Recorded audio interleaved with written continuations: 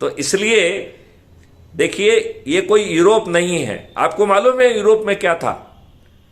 Europe में उनकी philosophy थी कि महिलाओं की आत्मा ही नहीं होती है, राइट? महिलाओं को वोट देने का हक नहीं था, महिलाओं को गवाही देने का हक नहीं था। जब महिलाओं ने बहुत संघर्ष किया तो उन्हें कंसेशन के बतौर एक पुरुष दो महिलाओं के बराबर थे। मतलब यदि दो महिलाएं कोई बात बोलेंगी और एक पुरुष बोलेगा तो उसे बराबर माना जाएगा। इतने घटिया हैं यूरोप वाले।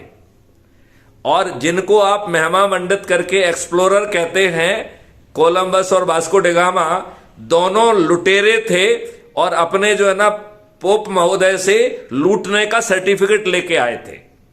और एक को सर्टिफिकेट था कि आप जो है ईस्टर्न ग्लोब को जो है ना लूटो, और दूसरे के पास था वेस्टर्न ग्लोब को लूटो।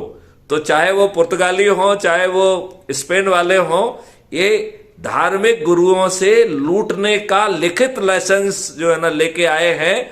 आप इस बारे में जरा राजीव दीक्षित जी के पूरे डिटेल सुनिए तो आपके दिमाग खुले के खुले रह जाएंगे कि जिन लोगों को ये दुष्ट लोग महिमा मंडित कर रहे हैं वो कोई महिमा मंडित करने लायक नहीं है, वो शुद्ध लुटेरे हैं।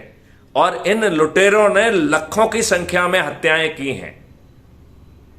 ये आके भारत को जो है ना ह्यूमन राइट्स की बात बताते हैं, जिन्होंने कभी ह्यूमन राइट्स का पालन नहीं किया। तो हमें यूरोप को अपना मार्गदर्शी नहीं बनाना चाहिए।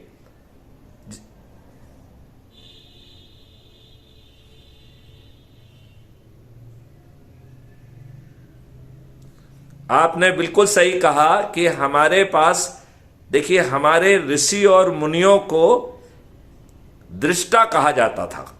तो जब वो मेडिटेट करते थे, इसलिए जो जितने भी मंत्र हैं इनका ओरिजिन जो है ऋषि नहीं है। ऋषि ने तो सिर्फ देखा है और लिखा है।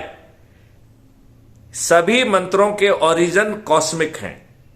यही कारण है, जैसे मुसलमानों में सुन्नी होता है, सुनने वाला।